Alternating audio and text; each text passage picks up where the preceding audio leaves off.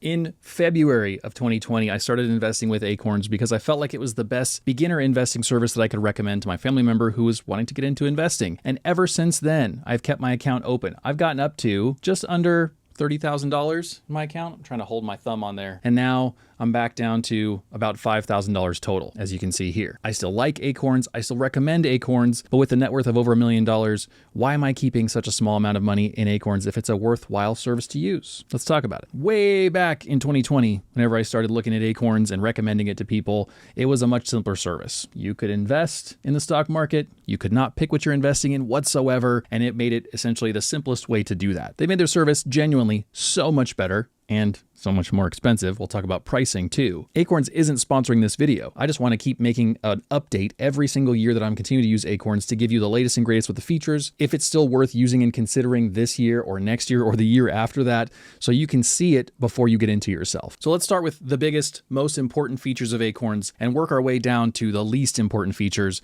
And then I'll tell you my little personal story of why I don't actually use it very much anymore, despite genuinely liking the service. The most important thing that you can do with Acorns is invest in either the stock market through a brokerage account, which just means a very open-ended kind of investing account, or through an IRA, which stands for individual retirement account. It's just an account where you invest in the same exact things as the other one, but it's got special tax breaks for you because that money is set aside for retirement, for someday off in the future. So the government says, hey, we're going to give you some tax breaks. Thanks for doing that. You go, yes, thank you very much. Okay, bye. The term that Acorns uses for that retirement account is called later, because functionally we're not receiving any benefits from doing this until later, someday in the future, but it is beneficial to us. It does give you genuine tax breaks. And if you don't plan on touching this money until retirement, then it's a great way to do that because it makes that same investing process, like with the brokerage account, extremely easy through this kind of account. And depending on the pricing level you choose and the features that you want to opt into paying for with Acorns, you also get a 3% match on IRA contributions. It's not the same thing as a dollar for dollar match with your 401k. It's more spread out. It's less money overall. They're just giving you kind of 3% on top of what you're matching, where a 401k match at work is a dollar for dollar match. It's like a 100% match up to a limit. So don't get those two things confused. It's not the same thing. It's not even worth comparing, but this is a tiny little boost on top of whatever you'd normally contribute anyway. The sort of claim to fame that Acorns had for doing that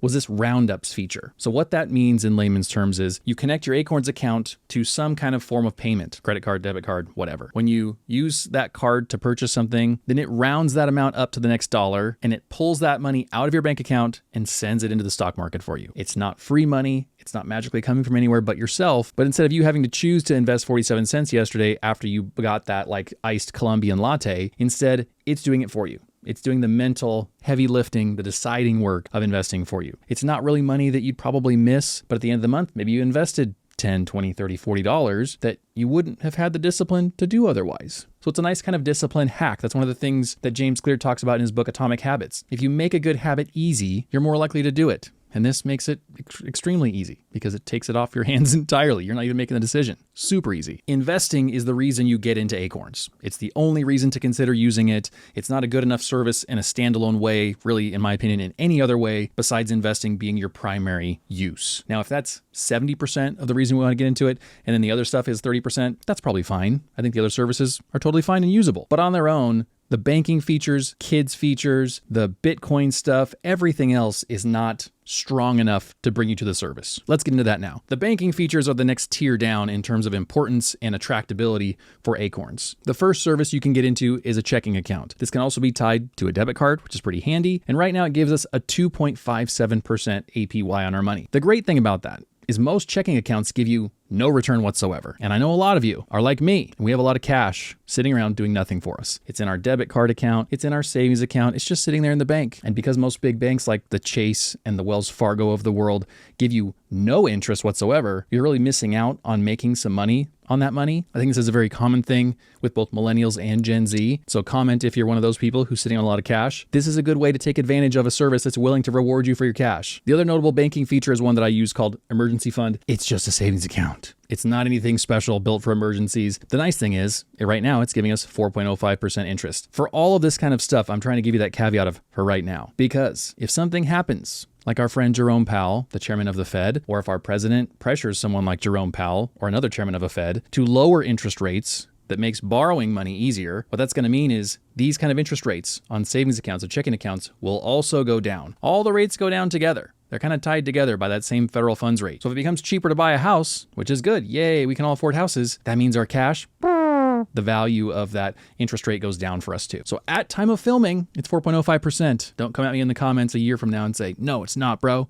It's 2.1%. Why'd you say that? The next tier down of features in terms of Acorns is the everything else. For one thing, that's this early invest feature, which is a custodial account set up to save money for your kids for the future. A custodial account is sort of like a brokerage account that's got some limits on it. You know how if you have like a kid's iPad, you can set up like time limits so the kid can only use it for like an hour a day. It's got some baked in protections. There's nothing really special about it. There's no tax benefits. There's no special purposes baked in. For me, I'm not the biggest advocate of a custodial account because I feel like a 529 is more attractive in the ways that it gives you tax breaks, and more, the uses of a 529 aren't just limited to paying for college. You can pay for a lot of K through 12 education, including with this last bill that was passed, up to $20,000 per year, I believe, per kid for K through 12 education, which doesn't involve college, plus other associated education expenses. And if you don't use it for that kid, you can always transfer it into another family member's name really easy. So for me, a 529 is kind of the way to go. But I know people like the openness of a custodial account, and so that's an option for you here. The other part of the kids account, which is really that lowest tier in terms of value I think that Acorns brings, is this Acorns early debit card. So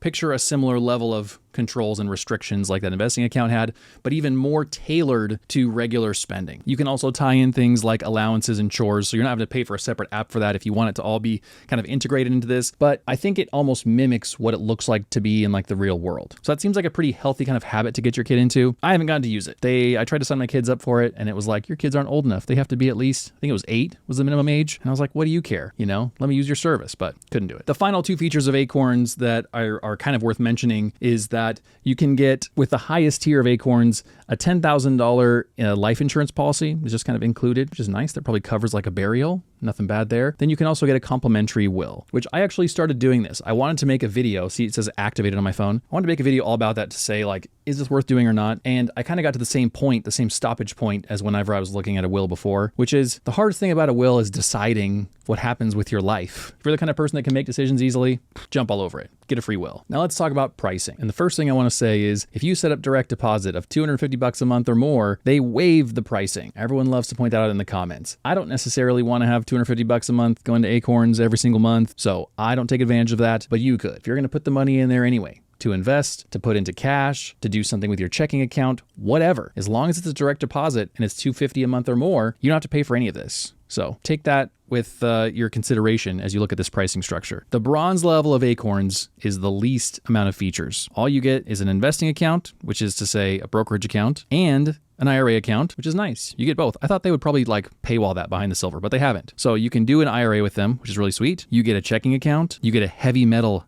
debit card, which is very sweet. Oh, and I forgot to talk about the browser extension thing. The browser extension thing. This earn feature of theirs is like, if you shop through this browser extension, you can earn some cash back. Generally, it's not that good. I've done it some in the app, and that's when it's actually the best. And the best thing about this earn bonus reward thing is it's not just a browser extension, it's also connected to whatever forms of payment you use. So that means if I use like my Robinhood Gold card, they get 3% back in terms of rewards, and I have that card linked to my Acorns account, which I do, then that means I get both the rewards there and I get whatever this reward is. So the bronze tier is very basic. The silver tier, also pretty basic, gives you essentially the same investing accounts, but now you get a 1% match on your IRA contributions. And then you get into Mighty Oak Banking. What this functionally means for you is you unlock actually getting some interest on your deposits, which you can do that math, right? If you're going to deposit enough in either the 4% account or the 2.5% account to justify the $6 per month, essentially earning $3 per month more than that one, then it's worth bumping up to this account. So it can pay for itself just by that. You also get a limited edition card and an emergency fund. So you didn't have the emergency fund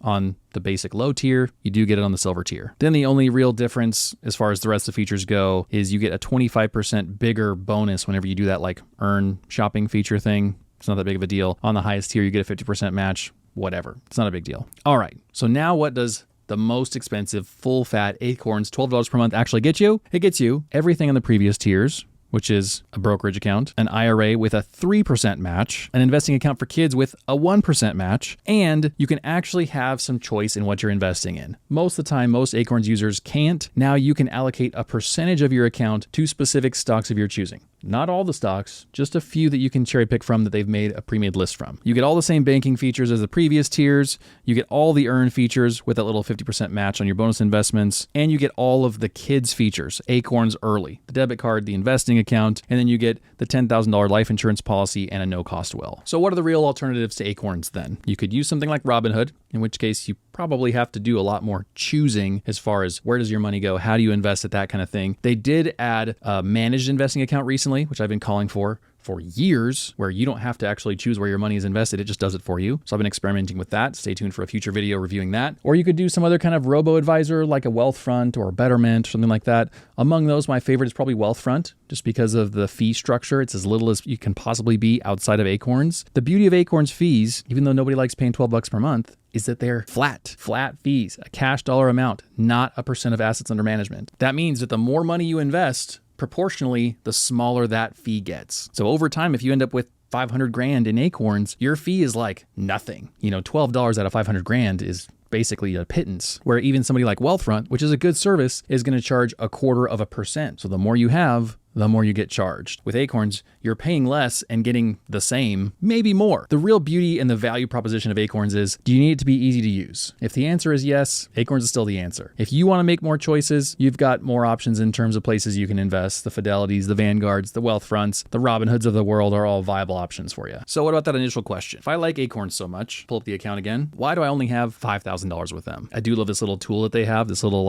future projection tool. In 40 years, if you keep doing everything that you're doing right now, it could be worth $59,000. Okay, at age 78. Interesting. If I set up a recurring investment of $12 per week, that's up to $226,000. Or $34 per week is over 500 grand. Let's stay there. Why wouldn't I be contributing something like $34 per week into this? There's nothing wrong with it. Well, for me, I got more interested in other accounts. I switched over to dividend investing via a Robinhood taxable account that was really meant to be more of an emergency fund for us. That account started as just cash that we had sitting in the bank, not earning interest. And I said, we could put it in a high yield savings, or I could put it in dividends, probably going to be about the same return. Let's play with dividends. And it's been a really fun journey. I don't have that kind of control with Acorns. And yes, I'm a weirdo, and that's a frivolous desire to want that kind of control. You don't need that. Nobody needs that. But I decided that I wanted to do that, and so I went in that direction. Maybe someday Acorns will add a dedicated dividend investing mode, where you can pick from a different list of indexes of dividends, and that'll be really fun, and we can all jump back over to Acorns and invest in that way. For now, they don't have the option. Also, as far as the later account goes, the IRA, I've got several IRAs elsewhere. I don't need another one.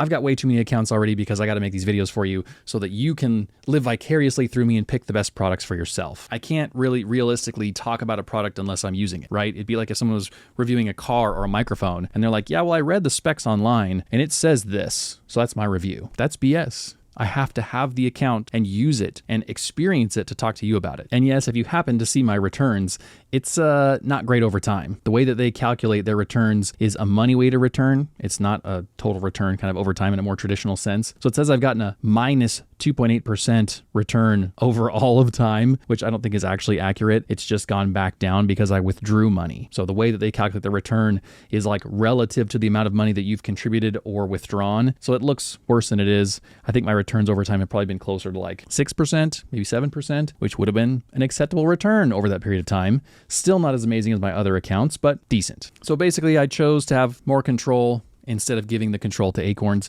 because I'm a nerd, because I wanted to experiment with it. And sometimes we get hurt by doing that. I could have lost a ton of money. And so it was a very risky thing for me to take the money out of Acorns, hold it in cash for a while, and then go invest it somewhere else. But that was the choice I made. I can't tell you what's the best thing for you in your life because your decisions are customized to your life and your desire. Do you already have a 401k at work? Do you already have other IRA accounts? Do you like the stock market and learning about it? In which case, this might be something you kind of grow out of over time.